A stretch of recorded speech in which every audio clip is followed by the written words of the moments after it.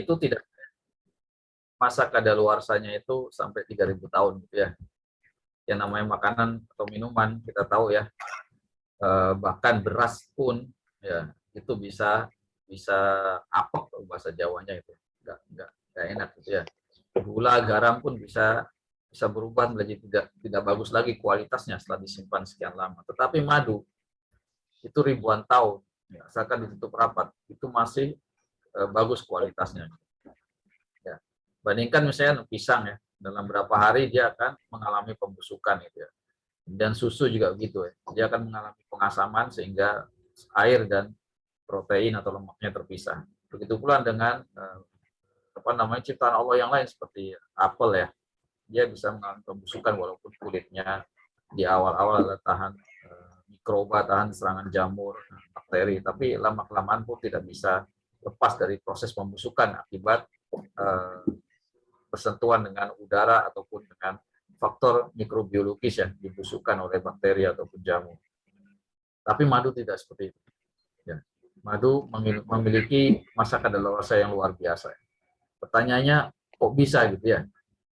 Bahkan makanan-makanan kaleng sekalipun ya, yang sudah dikalengkan, yang sudah dikasih udara non oksigen ya supaya tidak bereaksi, yang sudah dikasih pengawet, bahkan obat-obatan pun ya termasuk antibiotik ya, yang notabene digunakan untuk membunuh bakteri, membunuh jamur, itu pun ada kadaluarsanya, bisa rusak. Gitu. Tapi madu ya dengan temuan yang dari arkeologi Mesir tadi itu bisa ribuan awet. Nah ini tentu ada hal yang luar biasa di dalam madu, ya, yang tentu bisa meresis ya, menghambat pertumbuhan mikroba itu, ya, menghambat proses kerusakan ya yang diakibatkan oleh mikroba tersebut. Ya, ini sesuatu yang sangat biasa ya. Bagaimana seekor lebah ya bandingkan dengan manusia yang seperti di gambar ini, seorang insinyur ya, seorang mungkin S2, S3 ya, yang menghabiskan waktu mungkin 4 sampai mungkin 10 tahun ya, sampai dia bisa membuat suatu produk ya produk obat-obatan ataupun zat apapun yang mampu menghambat pertumbuhan mikroba ya, entah itu antibiotik ataupun produk lain. Tapi si lebah ini dipastikan ya dia tidak pernah mengenyam pendidikan seperti ini. Dia tidak pernah mengenyam pelatihan seperti ini. Belum pernah ya para pakar lebah itu menerbitkan sebuah paper atau temuan bahwa generasi-generasi lebah itu mampu menciptakan atau membuat madu dengan jangka waktu keawetan sampai ribuan tahun ini. Itu didahului dengan training ya, tentang pengawetan makanan, ilmu tentang pengawetan madu. Itu kita nggak pernah. Ya. Artinya apa? Pola pendidikan ataupun kemampuan yang dimiliki lebah itu bukanlah seperti yang terjadi pada kita ya, human being, gitu, spesies manusia, katakanlah seperti itu. Dalam dunia manusia, orang bisa memiliki skill itu kalau dia dididik ya. Butuh waktu lama ya, butuh mentoring, butuh guru, butuh suatu institusi pendidikan sehingga dia bisa melatih, sehingga orang-orang yang berkaliber bagus ya itu bisa dihasilkan sehingga bisa membuat produk yang bisa tahan lama. Tetapi lebah tidak perlu seperti itu. Belum pernah ada fenomena itu ditemukan. Ini artinya adalah ini sebuah sistem di luar manusia, di luar kemampuan human being ya untuk bisa mentraining lebah seperti ini. Ini tentu sesuatu yang sudah diberikan ya, given ya, waktu lebah ini born ya, dilahirkan itu. Atau bahasa Qur'annya itu wa auha rabbuka ilan nahli. Sebagaimana dinyatakan dalam ayat Al-Qur'an tadi, wa auha rabbuka ilan nahli. Dan kami wahyukan, kami ilhamkan kepada lebah. Jadi lebah bisa seperti itu karena ada sesuatu yang memberikan itu. Disitulah fenomena yang kita pahami sulit ya. Sulit karena nalar kita bekerja berdasarkan pengalaman atau apa yang kita alami sebagai seorang manusia, sebagai masyarakat manusia. Terima. Bagaimana lebah bisa membuat suatu makanan yang sampai tahan ribuan tahun. Ini hanya bisa dipahami dengan kolbu ya, bahwa ada sesuatu yang tidak terlihat memang, tetapi yang memberikan kemampuan ya lebah sehingga bisa melakukan seperti ini. Ya, bahasa Qur'annya adalah wa auha rabbuka ilan nahl. Jadi Allah pencipta lebah yang memberikan inspirasi pada lebah untuk melakukan ini. semua. Jadi invisible hand gitu. Kalau kita bisa melihat manusia mendidik manusia lain ya dengan tangannya, dengan aktivitas yang bisa kita lihat, maka ada sesuatu yang bisa mendidik lebah ya, bisa melakukan sesuatu yang luar biasa ini, tapi invisible. Ya. Invisible ini hanya bisa kita pahami dengan kolbu kita gitu ya. Nah, kenapa bisa seawet itu lebah gitu ya? Bisa sampai ribuan tahun gitu ya. Bahkan bisa tahan ya 3.000 tahun ya. Dalam suasana kalau kita lihat di Mesir ya, barangkali itu cuacanya juga tidak dingin-dingin amat itu, tapi bisa awet. Nah, ternyata setidaknya ada 5 faktor, 6 faktor ini ya, bahkan mungkin lebih ya, yang menjadikan kenapa madu itu bisa sangat luar biasa, bisa awet seperti itu ya, bisa. Nah, salah satunya yang kita bahas satu persatu ya. Yang pertama adalah kadar gula yang tinggi. Jadi ternyata lebah ini atau madu lebah ini itu memiliki kadar gula 70-80%. Ya. Yang terbanyak adalah fruktosa dan glukosa. Sisanya air, kemudian abu, ya, maltosa dan zat lainnya. Ya, ini sama ya. Jadi ranking tertinggi adalah fruktosa, kemudian glukosa. Makanya kita merasakan madu itu sangat manis sekali ya, itu karena fruktosa ini. Ya, gula yang sama dengan yang ada di buah-buahan. Kemudian dalam persentase yang mirip adalah glukosa itu. Makanya glukosa ini bagus ya untuk kalau kita lemas ya. Jadi glukosa ini salah satu bisa kita dapatkan di madu. Glukosa ini mudah diserap oleh darah ya, sebagai energi, cepat digunakan untuk energi. Sisanya air ya, kurang dari 20% adalah air. Nah, sedikit gambaran ya. Jadi glukosa ya, baik glukosa maupun fruktosa itu adalah gula monosakarida gitu ya, rantai satu ya, makanya dia sederhana sekali dan mudah diserap tubuh. Nah, gula ini adalah pecahan dari sukrosa. Sukrosa adalah gula yang biasa kita gunakan untuk minum teh gitu ya, untuk gula dapur lah atau gula meja yang bisa kita konsumsi, itu fruktosa. Nah, gula glukosa dan fruktosa yang ada di madu itu pecahan ya dari gula di sakarida sukrosa ini. Ya. Jadi glukosa dan fruktosa itu dominan yang mendominasi dari madu. Nah, sisanya ada lebih dari 22 gula yang lebih kompleks lain. Nah, ini adalah hasil penelitian dari seorang peneliti di Kanada kalau salah atau di Amerika ya. Yang mengumpulkan sampel dari madu ya, beserta apa yang dikonsumsi lebah itu untuk menghasilkan madu, sumber bunganya. Ya, jadi nama bunganya. Nah, apa yang ada di dalam madu itu? Jadi di sini ada dextrosa, itu glukosa sama ya.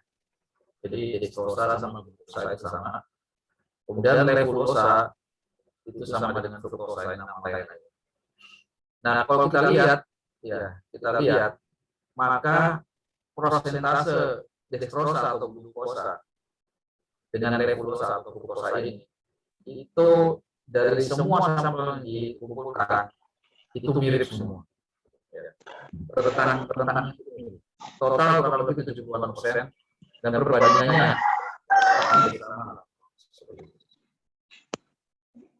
jadi pertanyaannya adalah kok bisa ya lebah yang berbeda-beda mengambil sumber bunga yang berbeda-beda, tetapi memiliki komposisi madu yang nyaris sama. Nah, ini juga sesuatu yang kalau kita memikirkan menggunakan kacamata manusia, ketika membuat sesuatu dengan komposisi yang sangat mirip, maka ini hanya dilakukan manusia dengan meniru resep orang lain, minimal meniru resep orang lain. Nah, ini tidak pernah kita temukan ya, atau mendapatkan informasi lebah yang satu sama lain itu saling meniru resepnya supaya memproduksi sesuatu yang mirip, tidak mana. Sekali lagi sulit ya dijelaskan dengan fenomena manusia. Bagaimana membuat suatu komposisi yang mirip madu dari tempat yang berbeda, dari sumber bunga yang berbeda, oleh koloni lebah yang berbeda, tetapi komposisi dari glukosa dan fruktosa itu mirip. Ya, nah, jadi kadar gula inilah yang menjadikan salah satu sebab kenapa madu ini bisa tahan lama, bisa tidak mudah dibusukkan ya, istilahnya itu oleh bakteri ataupun jamur. Jadi dengan adanya larutan gula dengan kadar tinggi ini, maka makhluk hidup apapun ya yang tercebur ya ke dalam madu, maka akan mengalami peristiwa osmosis. Kita tahu bahwa air itu akan berpindah ya dari tempat yang lebih encer ke lebih yang kental. Jadi kalau ada bakteri atau makhluk hidup, misalnya lalat atau nyamuk, masuk ke dalam madu ini, maka airnya itu akan keluar dari tubuhnya dan berpindah ke madu, pindah keluar ke madu. Jadi akan mengalami dehidrasi. Ya, jadi mikroba seperti bakteri itu tidak akan kuat ya, ketika berada di dalam madu. Kenapa? Akan tersedot airnya keluar, sehingga dia mengalami dehidrasi. Dan kadar air yang sangat rendah itu bisa menimbulkan kematian bagi si organisme tersebut. Ini mirip seperti barangkali kita pernah makan rujak buah, maaf ya. Jadi rujak buah yang sudah dicampur dengan sambelnya yang mengandung kadar gula Jawa tinggi gitu. Kalau dibiarkan, biasanya kadar gula sambalnya itu dia mengencer, dan potongan buah-buahan biasanya mengerut. Gitu. Nah, ini fenomena osmosis yang dalam sehari-hari yang bisa kita lihat, ya, kita saksikan ya. Nah, ini sama. Jadi kadar gula yang sangat tinggi, sangat letal, ya, sangat berpotensi besar membunuh bakteri atau mikroba. Nah, itu kadar gula. Nah, berikutnya adalah keberadaan hidrogen peroksida. Tapi ini biasanya di madu-madu yang masih segar ya. Karena madu yang sudah lama atau madu yang belum diolah dengan dipanaskan. Ini sangat rumit sekali ya, tapi ininya dalam proses ketika lebah mengkonsumsi nektar atau sari bunga dan mengubahnya menjadi madu, itu terjadi serangkaian peristiwa kimia ya, di mana sukrosa dipecah menjadi glukosa dan fruktosa, dan ada produk tambahan di situ berupa hidrogen peroksida. Ya. Jadi sedikit memberikan gambaran apa itu hidrogen peroksida. Hidrogen peroksida secara kimiawi itu mirip seperti air. Kalau air itu H2O kan. Nah, kalau hidrogen peroksida itu H2O2. Ya, jadi beda selisih oksigen satu saja. Dan ini menjadikan hidrogen peroksida dan air itu punya sifat kimia yang sangat berbeda. Apa bedanya? Bedanya adalah hidrogen peroksida ini tidak stabil. Tidak stabil, dia mudah bereaksi ya, dan terurai menjadi air dan oksigen. Plus, nah ini yang paling penting, energi panas yang sangat luar biasa, panasnya membakar. Bagi yang pernah menyentuh ya atau terkena hidrogen peroksida dengan kadar tinggi, bisa kena kulit, kulitnya itu langsung warna putih pucat. Ya seperti itu. Karena panasnya luar biasa. Nah ini punya madu itu memiliki kadar hidrogen peroksida. Mungkin rendah sekali ya, tapi bagi kita manusia mungkin tidak terasa, kita tidak bisa merasakan keberadaan hidrogen peroksida ketika kita mengkonsumsi madu, karena kadarnya rendah sekali. Tetapi kadar rendah ini cukup bisa mematikan buat mikroba gitu ya. Seperti itu. Ya, jadi sedikit gambarannya itu di pojok kiri itu ada tangan ya, warnanya putih, itu yang terbakar ya ketika tersentuh ya, terdeteksi hidrogen peroksida yang kadar tinggi. Maaf host, itu suara bergema, minta tolong sehingga Ustadz Catur bisa jelas penyampaiannya ke audiens. Tes, masih bergema Pak ya? Iya, masih bergema.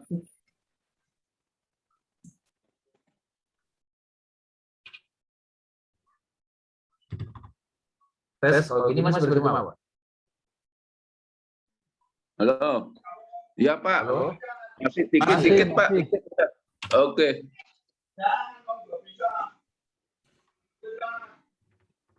Tes, apakah masih bergema? Oke, Pak. Baik. Ya, jadi hidrogen peroksida ini itu biasa digunakan untuk memang membunuh kuman ya, karenanya itu menjadi salah satu komposisi jadi dari obat pembersih kuman ya, digunakan juga untuk pemutih industri kertas ya, karena memang ketika bereaksi ya, itu dengan sebagian benda-benda atau zat itu bisa menjadikannya putih ya, sangat sangat reaktif sekali untuk memutihkan rambut ya, biasanya kalau sebagian orang Jepang ya, dan juga untuk memutih gigi. Di zaman Perang Dunia Pertama atau Kedua, ini hidrogen peroksida ini salah satunya digunakan untuk bahan bakar roket, karena memang mudah terbakar dan stabil, ya, mudah menghasilkan energi yang sangat besar.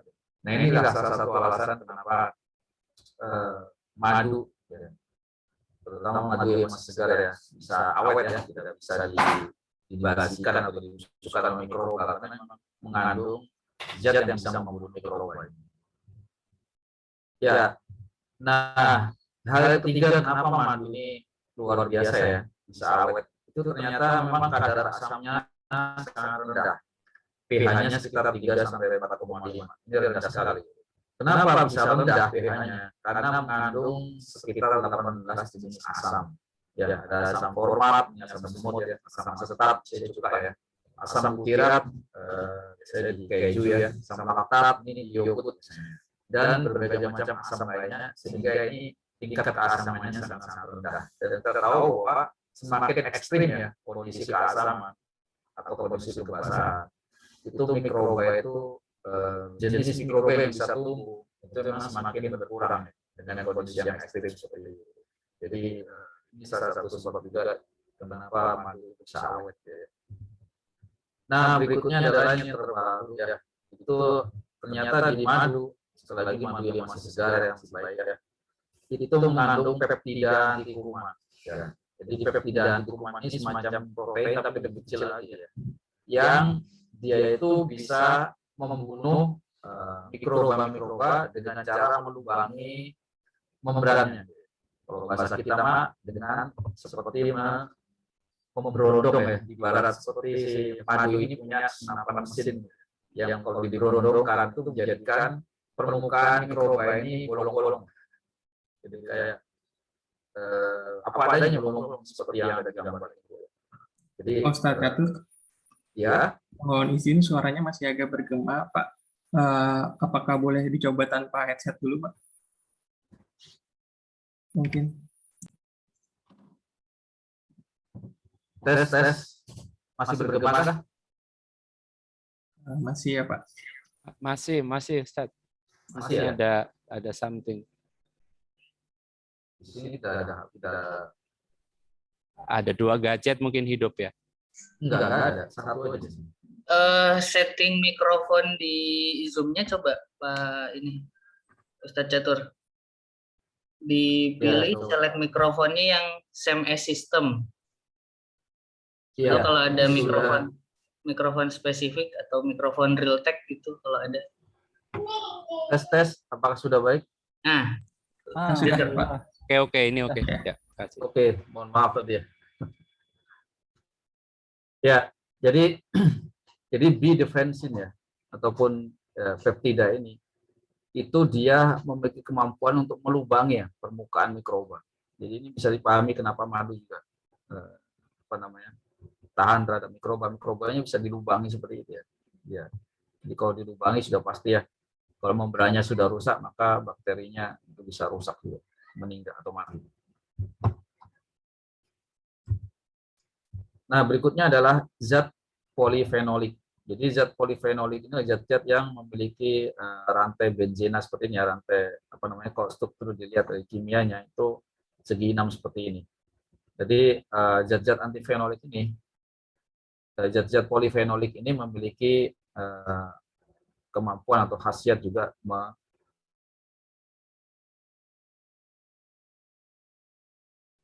memiliki khasiat ya, untuk ketika madu itu dikonsumsi, dia memiliki khasiat untuk mengurangi resiko terkena jantung ya, penyakit jantung, kanker, katarak, dan juga meningkatkan kemampuan imunitas ya yang sedang menurun.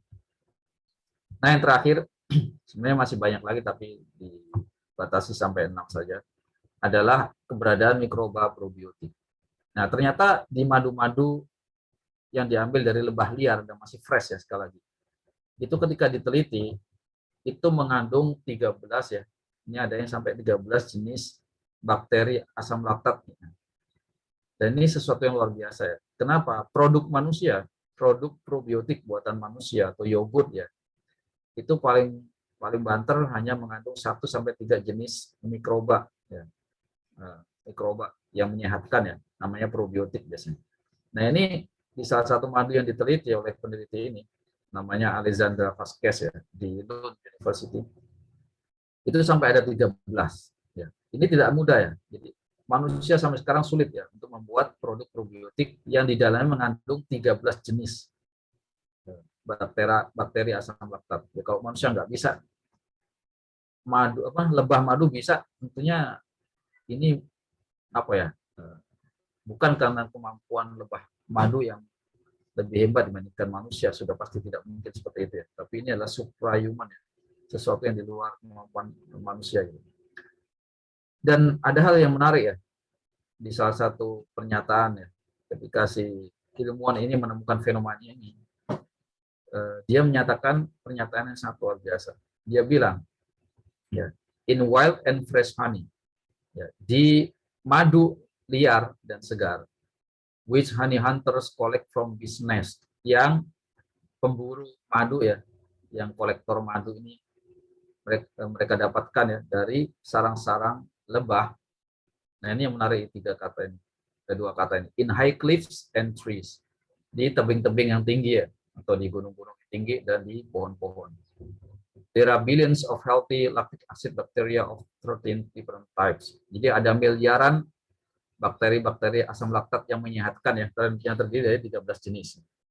Bandingkan dengan hanya 1 sampai 3 jenis yang ditemukan di produk-produk serupa di buatan manusia.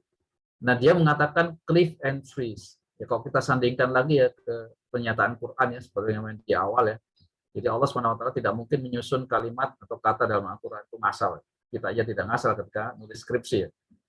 Disebutkan wa auha rabbuka ilan nahli anittakhidhi minal jibali buyuta wa minas syajari wa mimma ya'risun. Jadi ambillah ya, buatlah rumah di gunung-gunung. Nah, setelah gunung Allah menyebutkan wa minas syajari, gunung kemudian pohon-pohon.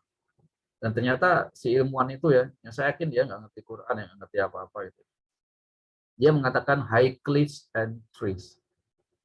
Ya. Saya pribadi tidak percaya kebetulan. Ya. Tapi disinilah mungkin barangkali yang namanya Al-Quran itu mujizat ya. Kalau buku manusia semakin tahun, semakin berlalunya tahun, buku manusia itu jadi out of date ya. Jadi kadaluarsa ya. Bahkan mungkin terkoreksi ya kesalahan-kesalahan dengan ditemukan fenomena-fenomena ilmiah yang baru. Buku manusia, ya karya buatan manusia berupa buku, itu biasanya akan ter-up to date, gitu ya. Akan direvisi ya oleh penemuan-penemuan berikutnya. Nah, buku yang namanya Quran dalam tanda kutip, ini bukan dikoreksi, tetapi dikonfirmasi. Inilah bedanya antara buku atau kitab ya buatan manusia sama kitab yang dari yang bukan manusia, dari Allah SWT. Malah terkonfirmasi, bukan hanya katanya tapi susunan katanya itu tepat.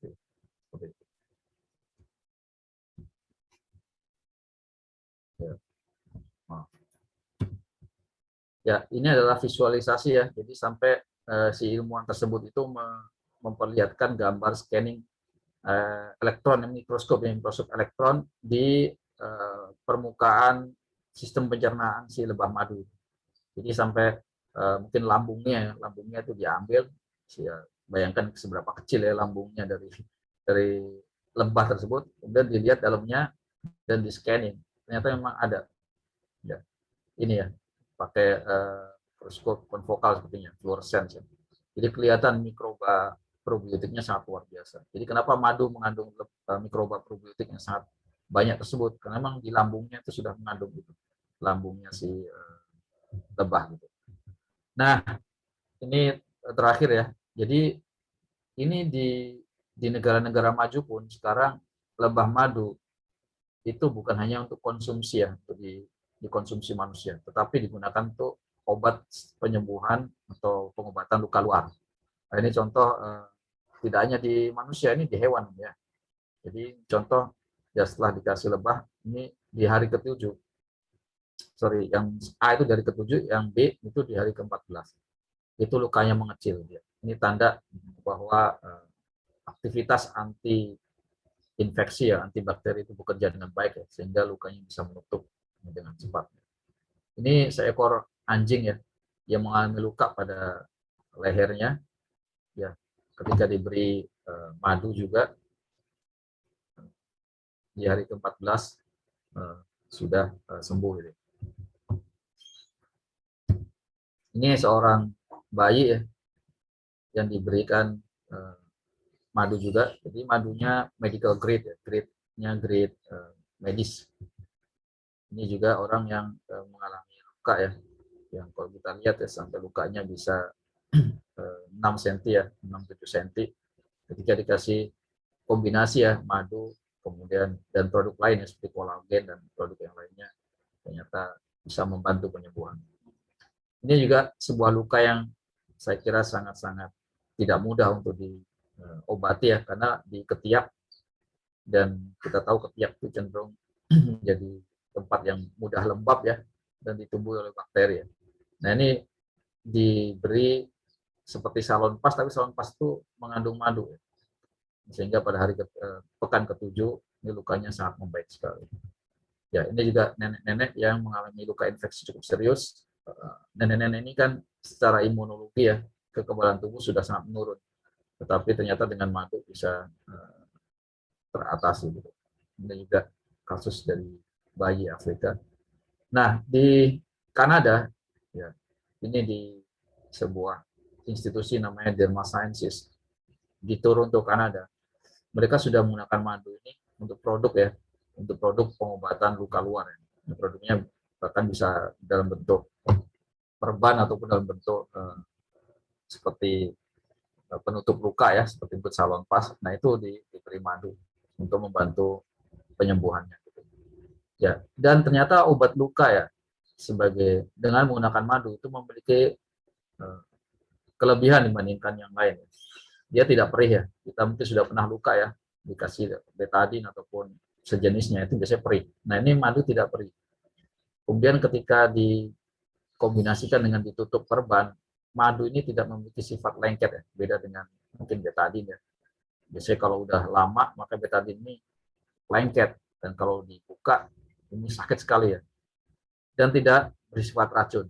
Jadi kalau madu ini terkena bagian luka dan bagian pinggir dari luka itu yang tidak yang normal selnya ini tidak rusak.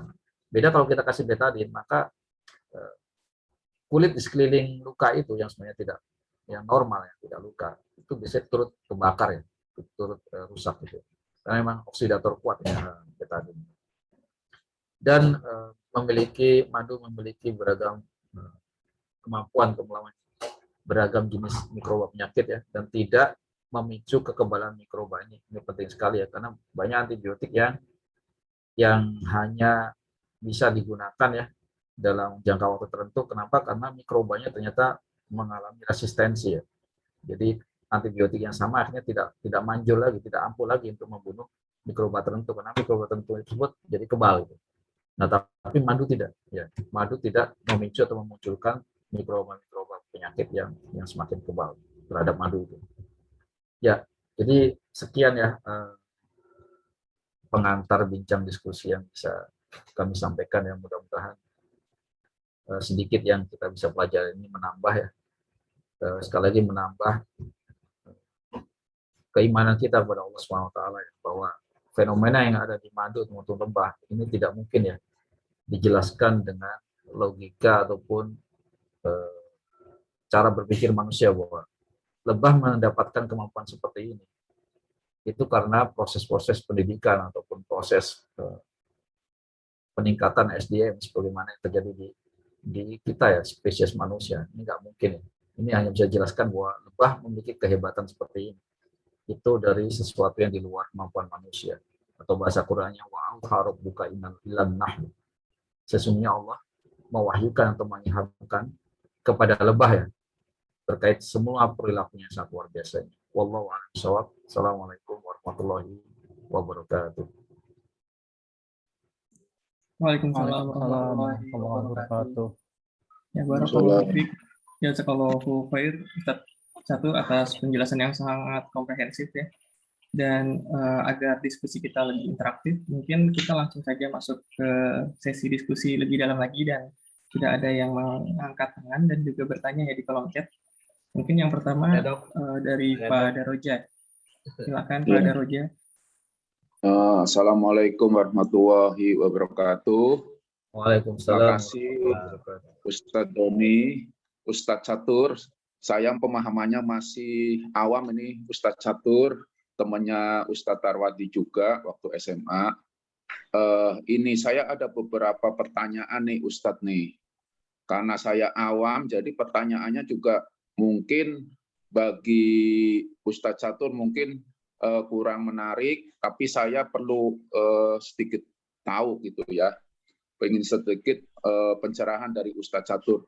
Yang pertama adalah kenapa di dalam Al-Quran yang sebagai apa istilahnya sebagai simbol untuk semua hewan itu hewan yang renik-renik, misalnya nyamuk dan ini tadi yang Ustadz Catur presentasikan yaitu lebah madu. Kenapa nggak gajah gitu sekalian yang gede gitu Ustadz Catur.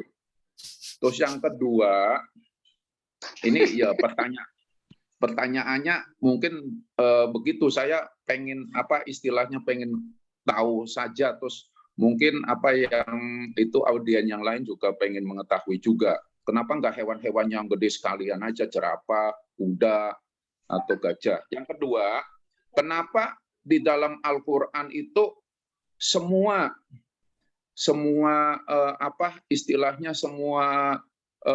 kebaikan ditujukan hanya kepada orang-orang yang beriman.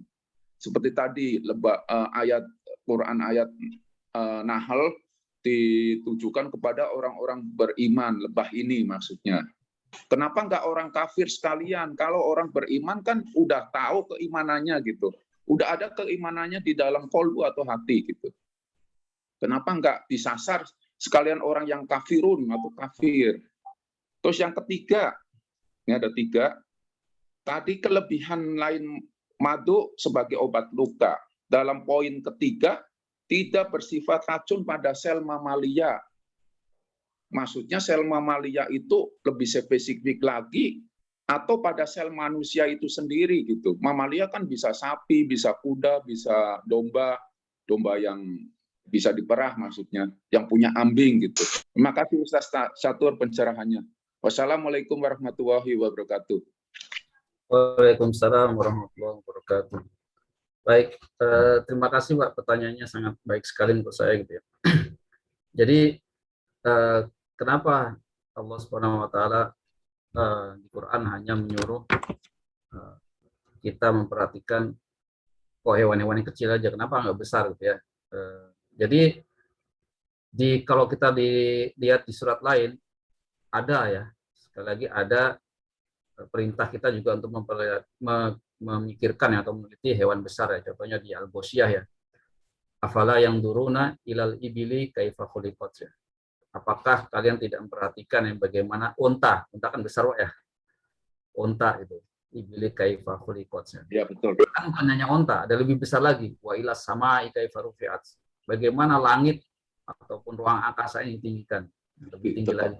Nah, bahkan di ayat lain juga tidak merujuk pada spesifik hewan. Semua yang Allah ciptakan ya. Contohnya di surat Al-Ankabut ya. Qul siru fil ard fanduru kaifa bada'al khalq. Katakanlah berjalanlah di muka bumi, fanduru kaifa bada'al khalq. Dan perhatikan bagaimana Allah memulai penciptaan atau ciptaan apa saja gitu. Jadi sebenarnya itu tidak membatasi ya. Ketika Allah menyatakan kita hendaknya memikirkan lebah madu, itu bukan berarti itu membatasi hanya lebah madu atau hanya nyamuk misalnya, atau hanya lalat, bukan. Tetapi itu hanya mewakili saja. Di ayat-ayat lain itu banyak Allah secara tidak khusus itu menyuruh kita untuk memperhatikan, meneliti seluruh ciptaan Allah, besar ataupun kecil, gitu ya. Bahkan diri kita sendiri, ya. Itu jawaban yang pertama. Kemudian kedua, terkait apa yang kedua saya lupa. Nah ini Pak Ustadz Satur sebetulnya. Kenapa ditujukan kepada orang-orang yang beriman?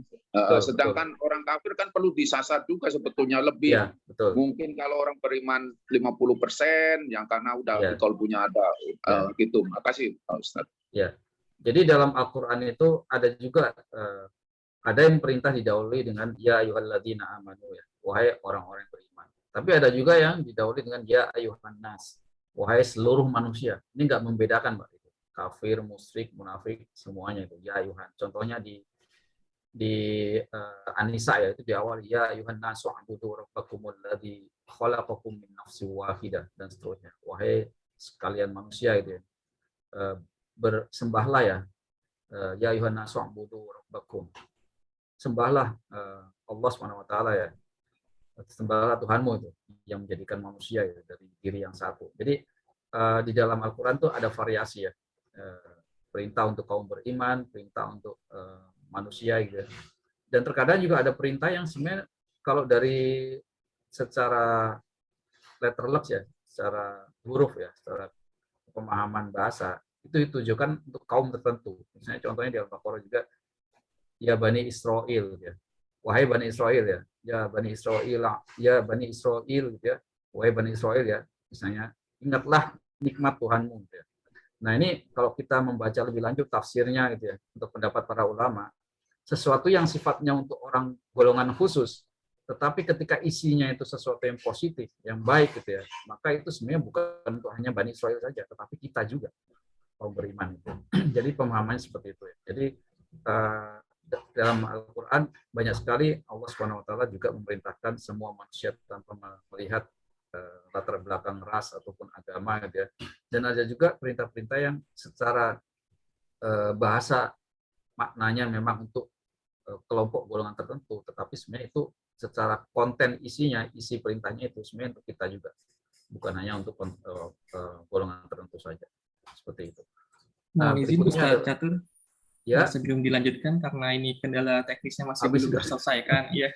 Kami mohon maaf dan akan menjadi evaluasi kami ke depannya. Tapi ketika Zoom meeting ini tertutup, mohon sekiranya dapat membuka link Zoom sekali lagi, ya, untuk kita selesaikan diskusi kita.